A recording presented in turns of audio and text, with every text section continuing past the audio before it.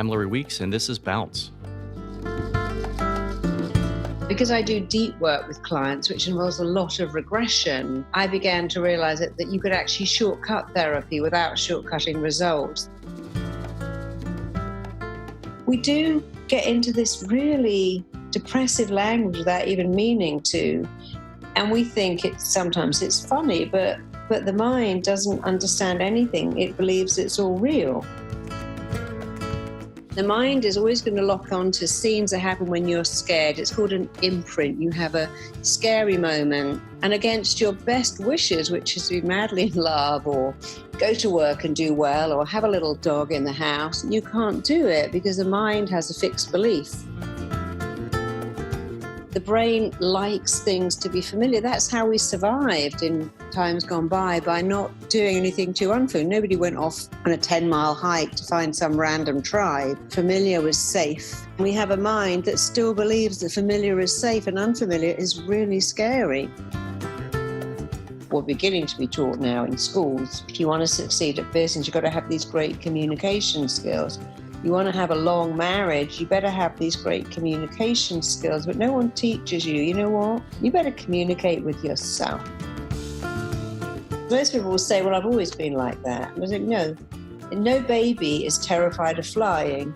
No baby has a belief that there isn't enough food, because in the womb there's loads of food. So the first thing is to show them this is acquired, and that's very good news, because since you acquired it, you can be free of it.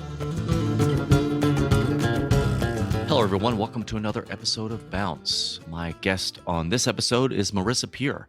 Marissa is a best-selling author, motivational speaker, a leading celebrity therapist, and a pioneering hypnotherapist. Marissa was named Best British Therapist by Men's Health magazine and is featured in Tatler's Guide to Britain's 250 Best Doctors. For the last 25 years, Marissa has spent time with an extensive client list that includes rock stars and actors, royalty, professional Olympic athletes, CEOs, and a variety of media personalities. And she's developed her own unique approach to therapy called RTT, which stands for Rapid Transformational Therapy, which is frequently referred to in various publications as life-changing. I also have talked to therapists here in the U.S. who have not only used her approach with her clients to some great success, but also these therapists have gone through the RTT process and have told me their experience has been phenomenal. They've initiated some change in their lives that they weren't able to prior with other coaching or therapy methods. So it really piqued my interest, and I wanted to talk to Marissa about RTT, especially since anything with the name rapid or quick is appealing to me because, if I can hack something or find a shortcut, obviously I'm lazy, but also talk therapy and coaching can be very time consuming. By the way, it's very valuable, but depending on the therapist and their skills and then how open you are with that therapist, it can be very time consuming. Well, worth it, but time consuming. So anything that can speed up the process of dealing with something or improving something in your life has me curious. Hence, our discussion today on the podcast is around RTT and Marissa herself and her story. It's very interesting, and I think you'll find it interesting because the conversation kind of coalesces around self-communication. And I should say rather unconscious self-communication. We talk to ourselves all the time with automatic thoughts. We're just not aware of them. And I would say, depending on the day, the majority of these thoughts can be negative, or what we're telling ourselves is certainly not positive and can cause some friction as to the goals we're trying to achieve or to achieve those goals, and detrimental to the real outcome we desire. It can be contrary. Thoughts that you may not be aware, but resisting yourself. I don't want to do this, or this is going to be too hard. There's just, we have these subconscious processes happening all the time. So Marissa talks about it, and she gives some great examples. So I want to get to her right away. So your mind kind of presents a challenge to you. It's ready to do the thing you want, but you may have to convince it, so to speak, by either doing the thing, pushing through that resistance, or dialoguing with it. So hopefully this podcast helps you with the dialoguing and answer some of the questions about RTT. and hopefully improve your life. So without further ado, let's talk to Marissa. Marissa, welcome to the show. Hello, thank you very much for inviting me. How would you describe yourself and your work? Are you a therapist, a life coach, motivational speaker, all of the above? All of the above, but predominantly I'd always describe myself as a therapist more than anything else, and then a writer. So everything I do, coaching, speaking, lecturing, training, even writing books, it all comes under the heading of a therapist because that's what I was, first of all. And your home is England, correct? It was half England, half LA. We now have the luxury of spending winters in LA and summers in London. So, and I have clients all over the world, but a lot of clients in LA and London. So we go backwards and forwards, and we're very lucky to be able to do so. Would you say that you're more well known in England versus, let's say, the United States? Definitely. Okay. Definitely more well known in the UK. Okay. Because I was looking at some of your work and your bio and what have you. It's and forgive me, I'm not trying to box you in here, but it's very similar to kind of what, I don't know, Tony Robbins. Would you? Is it similar? No, it's not similar. I mean, I love Tony. I would never say a bad word against him. I think he's a remarkable man. But what I mean, he just isn't a trained therapist. Doesn't mean he's not a genius, because he is. My work is very different because what I've done is looked at conventional therapy and the session every Wednesday for 20 years, or the talk therapy, you go in and you keep talking about it.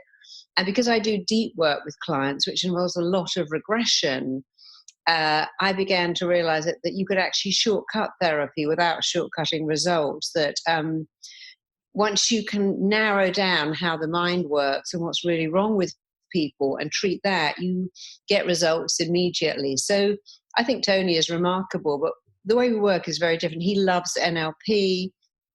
I don't really use NLP, certainly not unconsciously. We're very different, but we get very similar results, which is good. I've seen him treat people with phobias using a variety of methods, but it's beyond me. I'm not sure what methods he's using and how he cures those phobias. That's what's different between Tony and I. You've just made me realize what I do, anyone can learn to do it within reason. So what I do, I developed a method, and it's such a formula that I can teach almost anyone to do it. I mean, I teach doctors, I teach nurses, I teach existing therapists and people who want to be therapists how to do what I do. And it's very, very portable. Other people can pick it up and learn it. I was just teaching a neurosurgeon last month how to do what I do. And I think that's the big difference. Tony is such a genius. I mean, it comes across as I couldn't do what Tony does. I couldn't be Tony because he's so one-off. He is a genius, absolutely. Whereas what I do, you could do what I do. You could learn it, you can master it, you can train with me live or online, and you can actually do what I do and get the results I get. So I'm going to say that's the difference between me and wonderful Tony. And Tony hasn't used, as far as I know, and I don't know everything about Tony, but I think kind of when he started, NLP was kind of the foundation, which was neuro-linguistic programming. I'm no expert at that. But you have a technology called RTT. Correct? That's right. Yeah. And that stands for Rapid Transformational Therapy. That's it. That's exactly what it stands for. Tell us what it is, and you're able to quickly. Well, Rapid Transformational means that I break down how the mind works, and you only need to know 3 things about your mind to get it to be your best friend and your ally and your cheerleader. First of all, your mind always does what it thinks you want. So if you say things like, that commute is killing me, my kids are driving me crazy, my mother-in-law makes me want to kill myself, or this client is the client from hell, they're torturing me. Because your mind's number one job is to keep you alive against what were not long ago, not actually great odds. So your mind will always tune into what you say. And, we say things like, I'd rather die than do that. I'd rather kill myself than do that. This commute is killing me. This job is making me crazy. But because we are so hardwired to try to avoid being killed, that's why with all the evolution we have, if you go and stand on the top of a very high building and look down, even there's a plate glass window in front of you, your stomach will drop and your mind will go, get away from the edge, you fool, you're about to fall. And that's how we haven't changed that much in millions of years. So when you use this very negative language, your brain locks on very quickly. So I'll give you an example. You're 18 and some useless idiot, breaks your heart, and you say, I'd rather die than go through that pain again. I never want to fall in love again because I can't cope with the pain. Of course you forget. But your mind never forgets. And so next time you meet some guy, it makes you act difficult or act horrible. And you get all these women and men who say, I don't know, I just can't have relationships. I act out, I sabotage it, I'm destructive, I cheat, or, I get fat, or I don't turn up, or I'm really bitchy and mean. And it's because the mind has now what's a fixed belief. You do not want to fall in love again at any cost. And I've never seen this more clearly than infertility, where women come in and go, I've got unexplained infertility. I don't even know what that means. Well, what it means is your ovaries, your eggs, your womb are great, your husband's sperm is great, and no one can explain why you're infertile. And when I start to just do a bit of regression and go back, they always come up with the same thing. I'm 15, I think I'm pregnant, my dad will kill me, it's the end of the world, oh my God, it's a nightmare. Or I'm 16, I think I'm pregnant, the boy's going to leave me. Or even I'm 19, I think I'm pregnant, I'm going to be kicked out of college. And the mind is always going to lock on to scenes that happen when you're scared. It's called an imprint. You have a scary moment. Well, it's a bit like, you're 2 and you see a dog and your mum goes, that's going to kill you. And now your mind's got a fixed belief. Being pregnant is the end of the world. That dog will kill you. Love tears you apart. You don't want to go there. And against your best wishes, which is to be madly in love or go to work and do well or have a little dog in the house, you can't do it because the mind has a fixed belief. That's not what you want at all. And we see people every day who haven't got what they want, love, success, wealth, but a lot of things they don't want, such as procrastination, being lazy and sabotaging themselves. In each case, the mind is certain you want this or you don't want it. So what RTT does is it instantly goes back in seconds, minutes, and it uncovers what these beliefs are, where you got them, why you got them, how old you were, and then it removes them. I always say that we are rather like detectives and dentists. So first of all, we do some detective work and find out why you got this crazy behavior or this belief or this habit.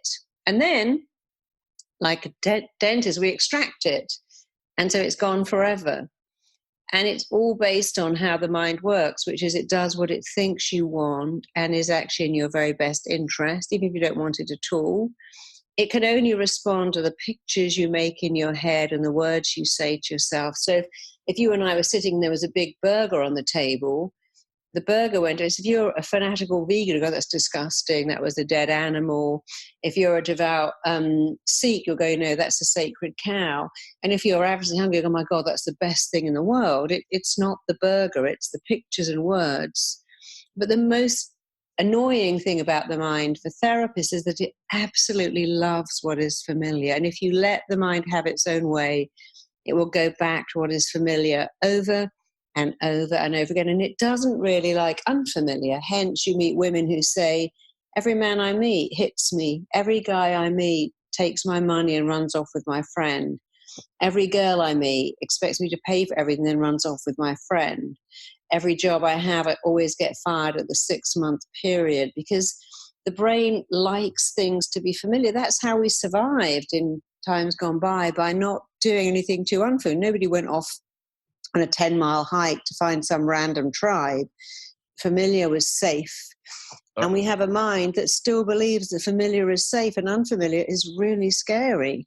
It's why so many lottery winners get rid of all their money. Marissa, there's a lot to unpack in just that small amount. But are you saying when someone says something to themselves, first it's a thought, right? Mm-hmm. They think it first and then they say it.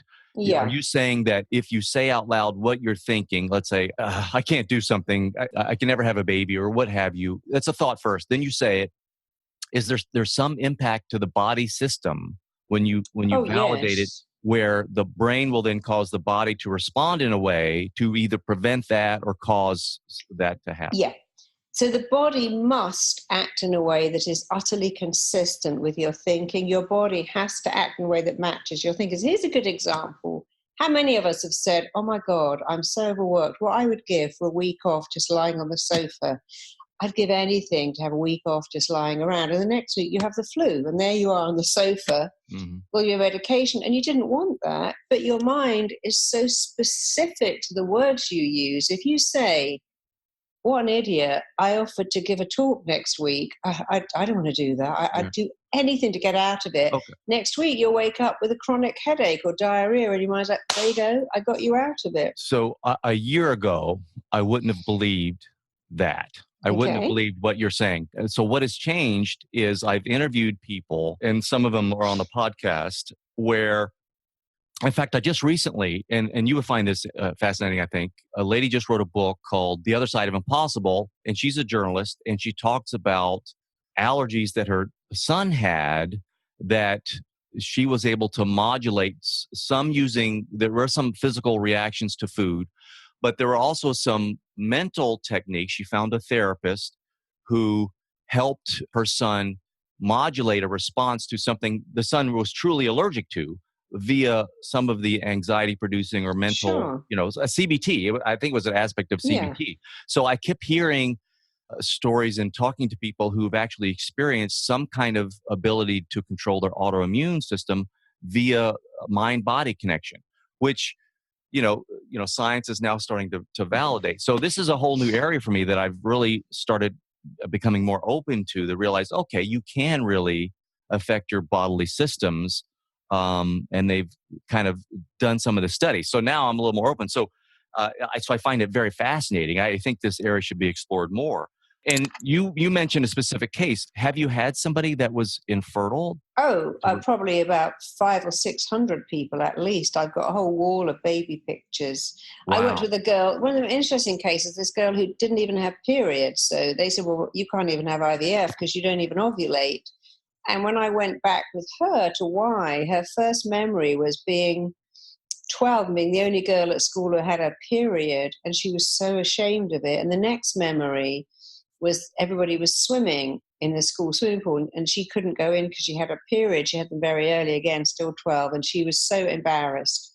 And the next memory was all the aunties came round for Sunday lunch, and she got terrible cramping and had to go to bed. And in each scene, she said, I hate periods. I wish I never had them. They're disgusting. They're horrible. She didn't have any friends she could share that with. And within a year, she never had periods again. And when I saw her, she hadn't had a period for 13 years. And she couldn't get pregnant. And the minute I'd explained to her, look, when you're at 12, it's a horrible thing to have periods, especially if you're the only girl. But when you're 30, it's a wonderful thing. And she got a period the next month. She was pregnant within a few months. And then she's got 2 children now. And she said, that's amazing. I spent so much money on IVF and I had one session with you. But it happens a lot because the mind, of course, eavesdrops. We know that. We know in other cultures, like where witch doctors exist, or going to Lourdes, where we think, is that real or is it what you believe? It doesn't really matter. But I've seen lots of women who would go back to their own birth and they're on the mother's hip and the mother says, oh, I nearly died. I was ripped in half. I bled for 5 days. It was agony. And of course, the small baby thinks, I don't want to go through that. I've had even simpler cases where little girls, I was watching one recently, these little girls were watching a giraffe give birth. And you could see the giraffe's legs hanging out. They're going, oh my God, I never, never, never want to do that. Or they watch a Western where some woman screams her head off and then dies as she gives birth. They go, I don't want to do that. No, I never want to do that. Which is kind of simple, but when it's reinforced, when the mother comes home with a baby that's died and the father says things like she can never get over the loss of that baby, it's changed her personality. It's destroyed her. The little girl in the house thinks, oh, so if your baby dies, it destroys you, never get better. I don't want to go through that. And what we aren't taught, but we will be very soon, is that these are direct commands to the mind, never more so than public speaking. I must have thousands of clients, so I can't speak. I had one client who fainted at his own wedding rehearsal. I had another client who had to give a talk at a funeral. She said, you know what, in that minute, I'd rather been in the coffin. I was so terrified of speaking. And they always go back to the same scene. They're a little kid, they're reading in class, they come to the word bridge or something that looks like it should be read Bridger, and they read Bridger and everyone laughs and they go bright red. They might wet themselves because they're 4 or 5. And the mind thinks, never again, never, never do that again. And we make decisions when I never want to do, I never want to be in love. I never want to speak in public. I never want to draw attention to myself. I didn't even want to have a nice body because that neighbor looks at me really funny and I'm only 11 and I don't know what to do about that. And the amount of women I treat and men for obesity who've been abused and have made a decision, I don't want anyone to look at me. That neighbor said, it's my fault, I'm so beautiful, he just can't help it. I don't want that. And we do make these decisions below the level of consciousness, and they never go away. That's the problem. You can do every diet in the world, but until you go back and unlock the command you gave yourself when you were a kid, you're going to be stuck with it. Yeah. But there are cases where there is something organic wrong. Oh, of Right? course, It's not all Of mental, course. right? I mean, why would a 3-year-old get cancer? They Yeah, don't yeah. invite that on themselves. Well, I'm talking Of about course, specifically yeah. infertility or, Oh, some- yeah. It's just, I'm talking about unexplained. So there's unexplained infertility. There's secondary infertility where you have a baby, it's all great, and you cannot get pregnant again. Again, it's because as women give birth, they go, never again. Oh, never do that again. And then there's explained infertility. Your fallopian tubes are blocked. Your hormone levels. Your husband doesn't make enough sperm. It doesn't swim straight. It hasn't got a tail. So there's lots of explained reasons. Yeah. But it's the unexplained that is so fascinating. And there's a lot of stories that I know some friends who they were trying to get pregnant, and then they adopt a baby and then they get pregnant. Sure. You hear that all the time. I don't know if that's... Oh, yeah. In this country, they ask you to use birth control for 3 years when you adopt because the incidence of people getting pregnant as they adopt is very high. And also IVF, you paid $25,000 for IVF. It works. And then a year later, you have 2 kids naturally because it moves you from one belief, I can't have a baby, to another one, I'm a parent. Oh, and of that's course, interesting. women who can't conceive don't walk down the aisle in Hughes Market and look at diapers. They walk past that and go, I can't go down there, it's killing me. It's not fair. They don't go to little Target and look at all the little onesies and look at the strollers. They go, I can't look at that stuff. But then when you are having children, you start to buy all that stuff and get ready because you're expecting a baby. And the mind is like, well, I better create this baby you're expecting. Because, a phantom pregnancy is the most perfect example of the body doing what the mind tells it wants. It's based on the longing for it so much that your body begins to create the symptoms in response to a longing. So if in fact it's true that the brain is preventing someone from doing something, speaking in public or having a baby or some kind of obstacle where it has a belief, and again, I don't want to put words in your mouth, but there's some belief back in the past or something happened that was traumatic. And so the brain said, okay, never again, or I'm not going to do that, or that's a bad thing, I'm going to avoid it. And so it's kind of taking over, and subconsciously maybe. Is the way to reverse that the same way that it was caused, by somehow talking? Yes. So I'll give you an example. So I worked with this Arabic girl who said, she was dating this white guy. And when she thought she was pregnant, she said, my dad would have probably killed me. My mum would have certainly killed herself because of the absolute shame. And I was just terrified. And then when I found out I wasn't pregnant, I was elated. And then you go, okay, but now you're 30, you're married to this wonderful guy from the same religion as you.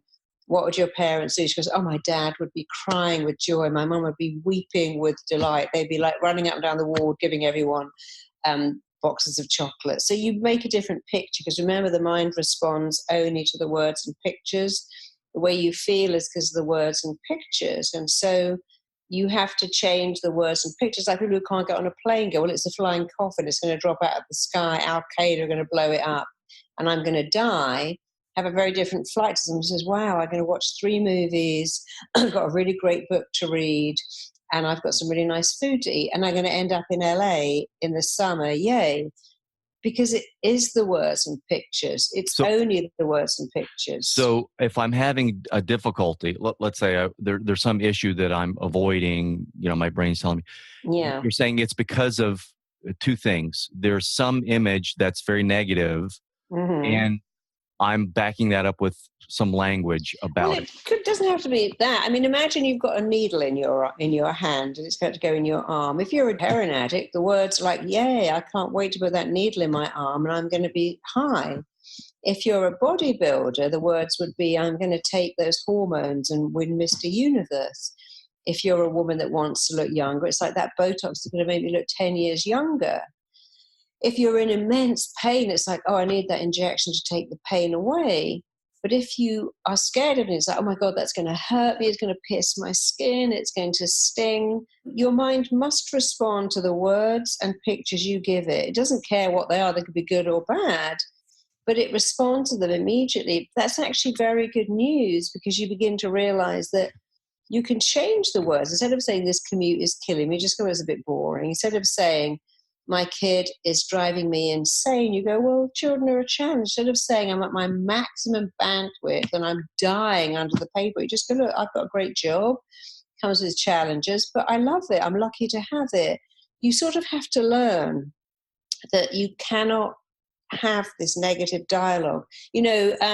Studies have now said that people who are depressed because they bombard themselves with harsh, hurtful, critical words on a daily basis. "I'm a loser. Everything goes wrong. Who'd want to be with me? I've got nothing to offer." And if you talk to yourself like that enough, that would make anyone depressed. But we do get into this really depressive language without even meaning to. And we think sometimes it's funny, but the mind doesn't understand anything. It believes it's all real. Did you develop this, or was this something Yeah. you learned? Okay. No, I was in Africa, and it was a weird thing is I'd held this lion. It was quite a big lion, and I wasn't I'm scared of sorry, it at a all. lion? A lion. I'd held this lion in my arms. It was daytime. They only hunt at night, and I knew it wasn't going to kill me, and it had been fed. But then about an hour later, this rat ran over my foot, and I was so upset by this rat running over my foot. And I thought, isn't that interesting? See, the lion is majestic and beautiful, but the rat really freaked me out. It scared me. It was dirty. Then I realized, of course, that everyone could have a little ladybug on their arm, but not a cockroach. You could have a butterfly on your face, but not a moth, not a spider, not a flying ant. So I began to see. And of course, having a child myself, I realized that, I was watching her at the fun fair on a ride and she was screaming. And I had no idea if she was terrified or delighted. And I thought, isn't that interesting that you can't always tell? And so I did work it out myself, particularly in Africa, where I noticed that, you do things there that you would never do here, like pee in the bush and don't worry about washing your hands. You don't even think about germs. It's just a whole different world. But I also noticed it because my clients that were the most miserable would say things like, "Oh my God, I nearly died in the store. It was torture." Like, actually having enough money to go food shopping is not torture. You want to go to Africa where there isn't any food, and then you'll see what torture is. Yeah. But I realized that my clients that struggled the most used the most intense language. "My mother-in-law is killing me. My husband is making me crazy. My kids are making me lose my mind." None of which is true. Also work with a lot of obese clients, and they do the same thing. I eat nonstop all weekend. Well, no one does that. Everyone has to pee and answer the phone and take a little bit of a nap. I'm an out of control train wreck. I can't stop eating. I could eat 20 cakes. None of which is true, but because they tell themselves that, it actually starts to become semi-true. So if you walk in your house and go, I'm starving, your mind immediately disables something called your appetite that says, I've had enough now, and encourages you to eat and eat and eat. If you walk in your house and go, I do need to eat, it's time to eat, I'm going to eat some healthy food, your appetite will say, you're done now, that's really nice. But it's so interesting that the body does absolutely respond to the words we use. So now we're getting into the application of how one would do this or how you treat someone. And one of the aspects is changing the way you talk to yourself. Is that right? Yeah, it's changing. One of them, the first thing is having a look at where did you learn this? Often it's learned behavior. So it's a belief. It's a belief that cats are going to all terrible and will scratch you. Bees are going to sting you. You're going to fall and hurt yourself. No one's ever going to love you. Everyone in your family is depressed and there's no cure. So first I have a look at where they got these beliefs, because that's the most interesting thing. Because most people will say, well, I've always been like that. And I think, no, no baby is terrified of flying. No baby has a belief that there isn't enough food, because in the womb there's loads of food. So the first thing is to show them this is acquired, and that's very good news, because since you acquired it, you can be free of it. And then at the same time as understanding where they got this is looking at the language they use that keeps that belief going, and how they've made it all so familiar, and then starting to change it. But it's not subtle change, it's immediate change. It's very quickly getting the brain to give up this behavior. And even with tiny children it works. So I was working with a little boy of just 5 who had eczema, and I was talking to him about, if the eczema was your friend, I know that's a weird thing. And his response was immediately, well, when mummy puts that cream on me, she doesn't put any cream on that baby. And there was a kid who, at 5, a new baby was born, and the mother was very into the baby massage and spent a lot of time massaging this baby. And this little kid was, I want mummy to put cream on me. That's not fair. And she never puts cream on me. And in no time at all, he got eczema, and then she put a lot of cream on him.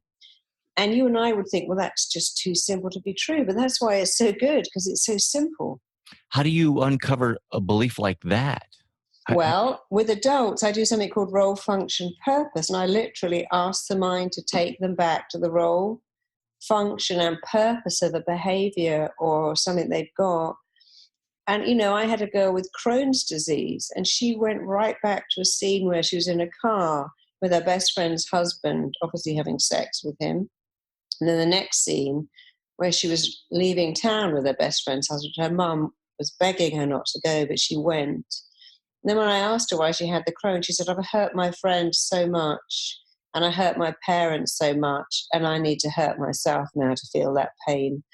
I don't deserve to be happy, because look what I did to everyone else. And, people used to wear hair shirts and beat themselves in the street because they understood the need to atone. I don't think she needed to atone.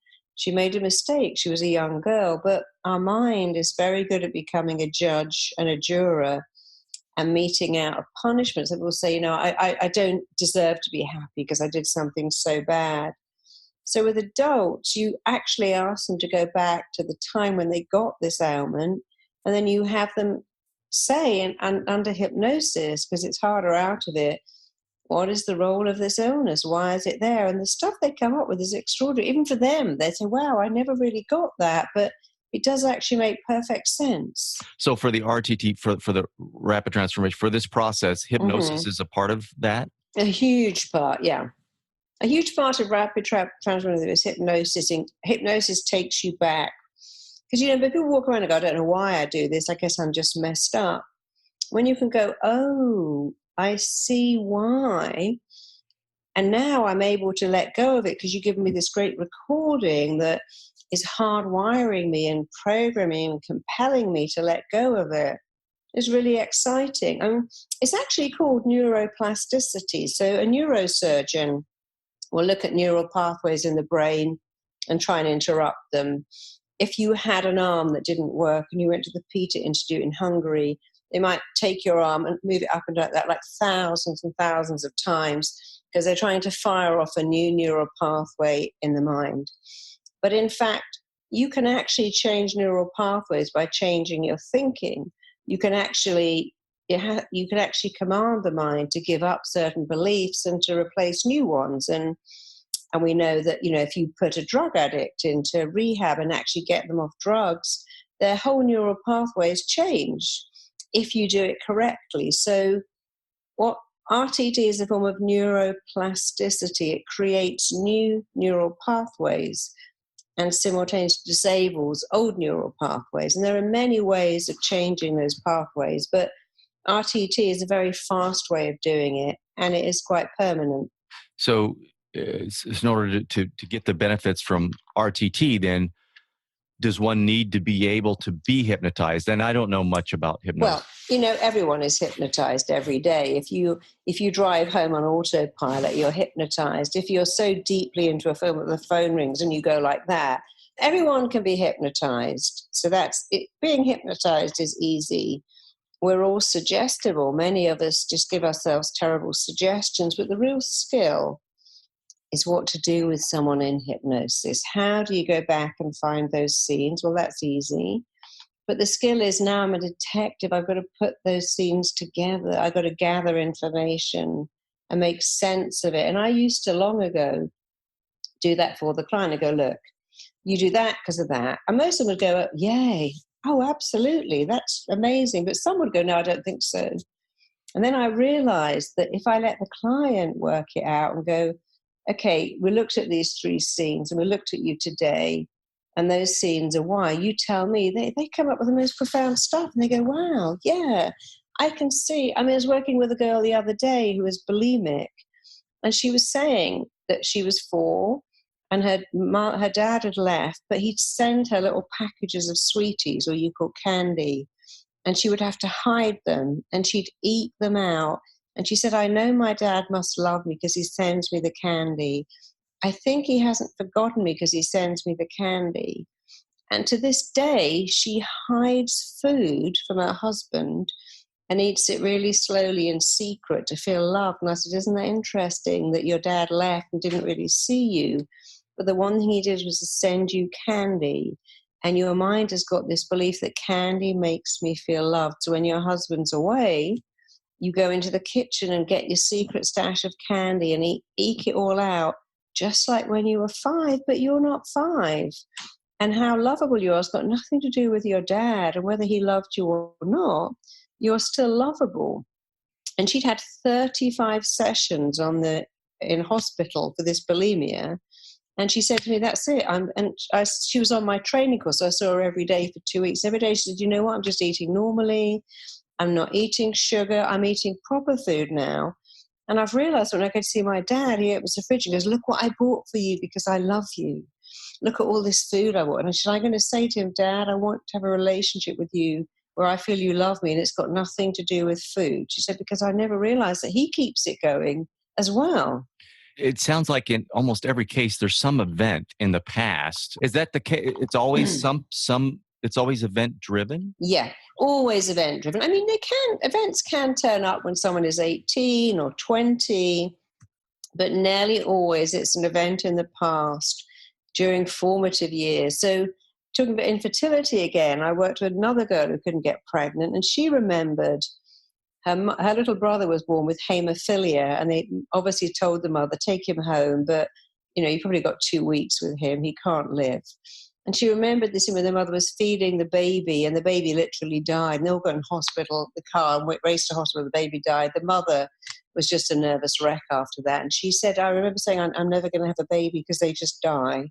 And she couldn't get pregnant because of this memory that was, they're not fleeting, they're fixed beliefs. They get fixed in the mind, these fixed beliefs that people hurt you or that doesn't work. And so the event translates into some belief. Is that right? The event happens and then you interpret that event, and then that forms into a belief that... Well, you have to have a scared child and an event, and then it becomes a fix. So imagine you're on the beach with your kid and this huge dog runs up and starts barking at them, or almost grabs their T-shirt in their teeth. And the child is so scared. And if the adult's scared as well, now as a fixed belief, dogs are terrifying. And you get people who are terrified of chihuahuas. And then you get other people who live on a farm and go, well, dogs are wonderful. They're man's best friend. So it's not the dog, it's the belief. It's an imprint. When a child is scared, and if the adult is scared as well, there is now an imprint that I can't do anything about this. What about someone's in a state of depression, or let's say someone has a recent trauma, a loss of a loved one, and there's just this immense sadness that is now becoming, day to day more permanent, and the person's not progressing. Are you with me? Oh, yeah. Is this applicable, or does it need to be some type No, of. again, a lot of people have what's called learned helplessness. So I'll give you a better scene.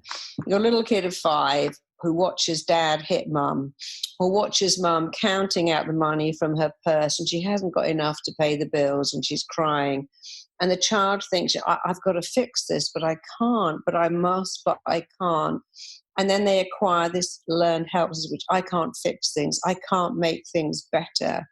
And they go through life with the same belief. It often links into depression. I can't make anything better. I don't know how to get more money. I can't stop men treating me badly. And it's the helplessness, because other people would go, well, this guy is hitting me. I'm out of here. I don't need to put up with that. There's a million more out there. Or they'd go, well, this job isn't working, but I'll find a better one. But if you've grown up with learned helplessness, you can't see your way out of it, which is one of the things that's under depression. Depressed people say there's no cure. You can't get better. And anyway, I don't deserve it. Even if there was a cure, I don't deserve to get better. So depressed people, you have to peel away their beliefs. It's no good putting them on pills if they have a fixed belief that says there's no cure, and even if there was, it wouldn't work for me because I don't deserve it. And that's why you have to peel away these beliefs and extract them. Got it. So for our audience, and we've got business people and a lot of people in tech and careers, and they're going through either a change, or there may be a businessman who's lost a business, or there's been some kind of business failure. And, there's that discouragement or what have you. Or there's people that are listening that really want to start a business, but there's a fear.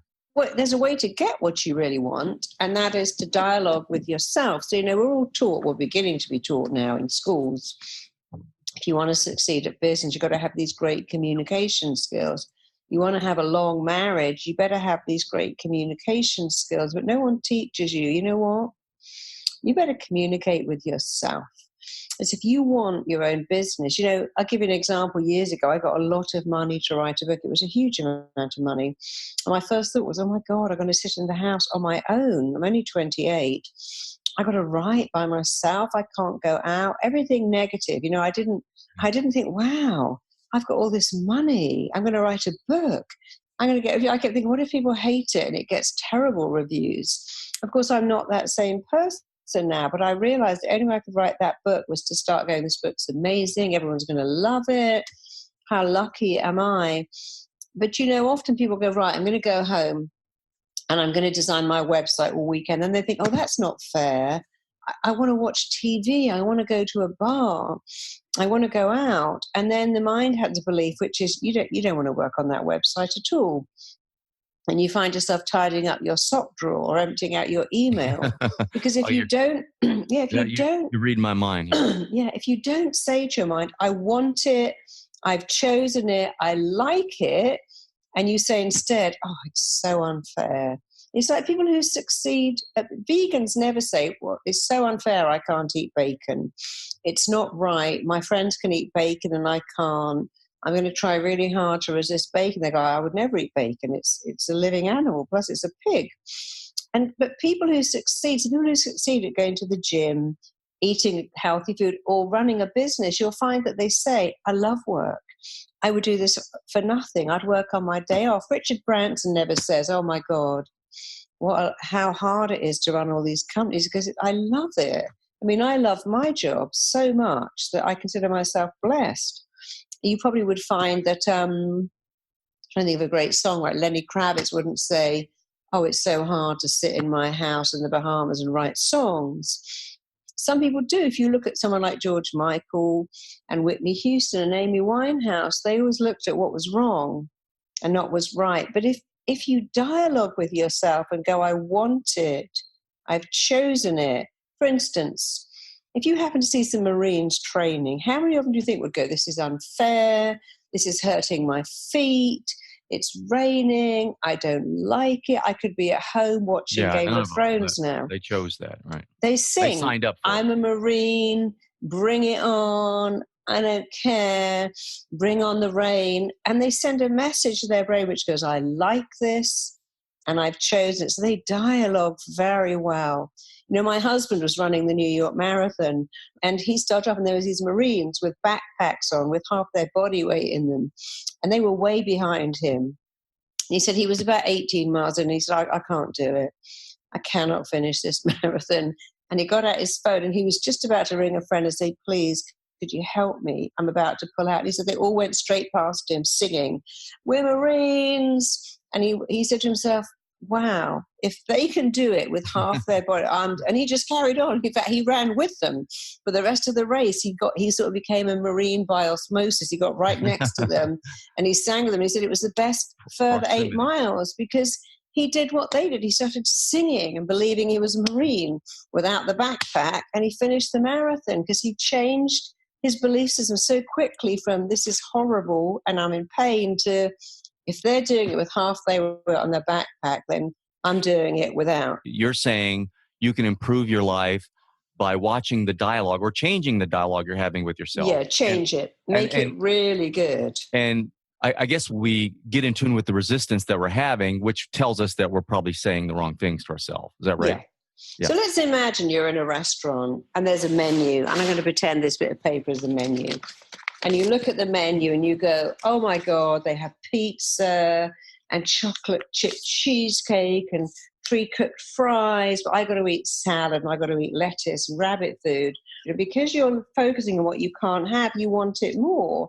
But if you look at the same menu and go, yeah, that's all lovely, but I'm choosing the vegetables because I'm choosing to be healthy, your mind actually, when you deny yourself something, the resistance goes up. It's like saying, I mustn't eat chocolate, I can't have chocolate. All you can think about is chocolate. When you say, I'm choosing to eat apples because I want to fit into my clothes and live an extra 20 years, your mind is now with you because you're dialoguing with it very sensibly. You're saying, I'm choosing to eat fruit rather than dessert.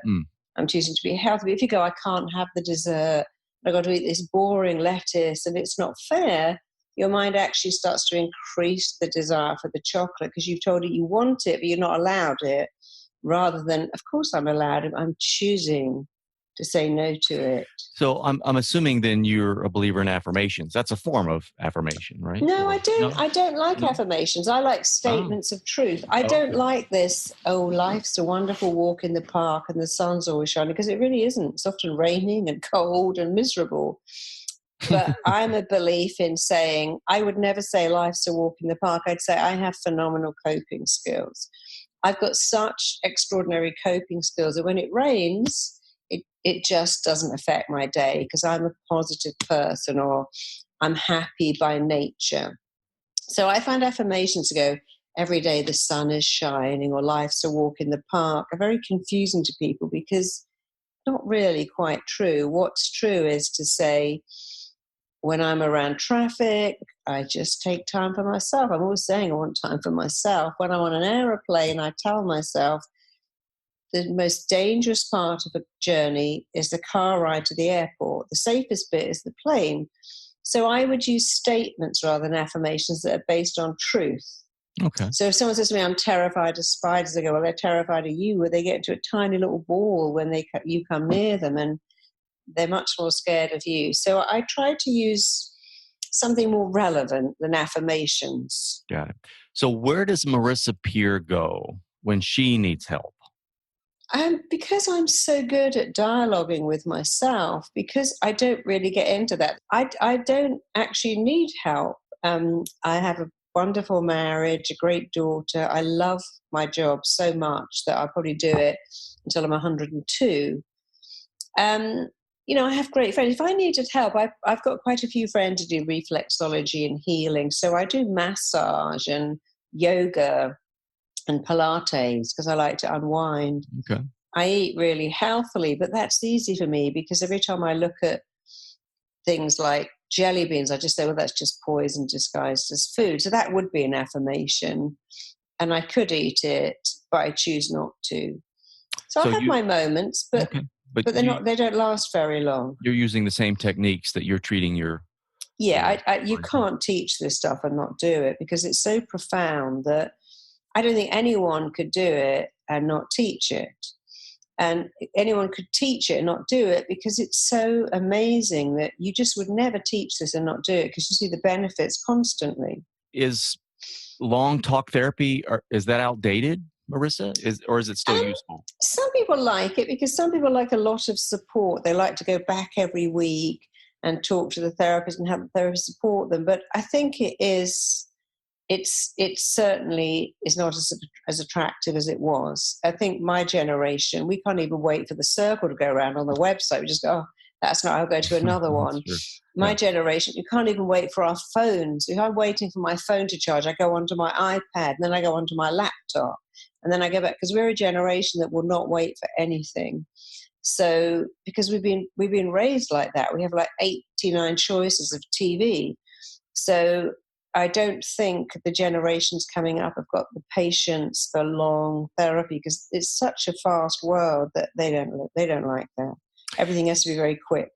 So, Marissa, if someone wants to seek out help using this modality, the rapid transformation therapy, are there therapists that you've trained in the United Yeah. States? In fact, I'm doing my next training in California, in Los Angeles, on the 19th of November, which is really exciting. But if you go to marissapeer.com, find a therapist. We have therapists all over the world, across America, Australia, all over Europe.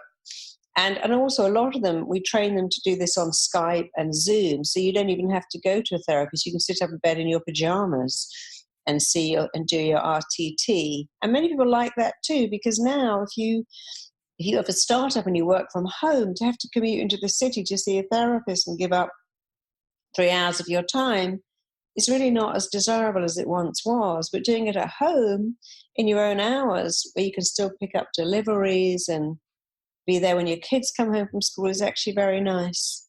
Are there any other resources or books that one could acquire for some sort of self-help? Or Yeah, so I have a great book called, God, it's so terrible what it's called, because I've got a program called Uncompromised Life and a program called Unlimited Confidence. And my confidence book is actually, it's almost like a textbook of how to do this yourself. So you'd find that very, very useful. and that's unlimited confidence? Yeah, and you can get it on Amazon, Unlimited Confidence by Marisa Peer. Okay. And it covers some of the things that we talked about. Yeah, and then I Okay. have a program called Uncompromised Life. If you go to my website, just go to marissapeer.com, because we Okay. give away loads of stuff. We tend to give away some free audios every month, different titles. At the moment, we've got something called Wealth Wiring. It's completely free, and it wires you, because if you've never had money, and sounds a weird thing, but I work with lottery winners who get rid of all of it, because if that needing to create what's familiar, we have another one. We have a self-esteem mini course. It's completely free. So go to marissapeer.com, and we make a point of giving away free programs every month on different subjects. This is great. Marissa, thank you so much You're for so joining. welcome. And also, we just talked before we started, you're about to get into the LA school system. Is that right? Yeah, it's really exciting. We're doing our TT for unhappy adolescents, and that's going into the North America school system really soon. So it's really exciting. We're also doing something for the jail system too. So we've got a lot of stuff in the pipeline, and we give that away. We don't. That's not for profit, but we love that. It's really nice to affect small children. And when kids have high self-esteem, they don't bully, they don't act out, and it makes such a difference to children when they feel good about themselves. Yeah. Wow. That's very exciting. And the Yeah. training that you're offering, is this for professionals on November the 19th? And is it you said it's LA, right? It's in Santa Monica. It's on November the 19th it starts. There's a little break for Thanksgiving in the middle.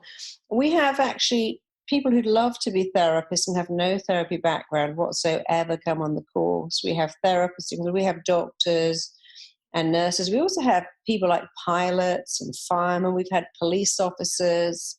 We have lawyers. We have so many people that come on our course and go, I just want to do what you do, because the results are so profound and so immediate. Wow, it's very interesting. Marissa, Yeah, it thank you is. so much again for You're so welcome. joining us. This has been great, and I really appreciate your time. You're very welcome. Well, that is all the time we have today. Please spread the word if you enjoyed the episode. Leave us a review on iTunes and share it with your friends on your favorite social platforms. Big thank you to Sam Williams, my audio guy. Make sure you visit LarryWeeks.com for all my content, and we will talk again soon.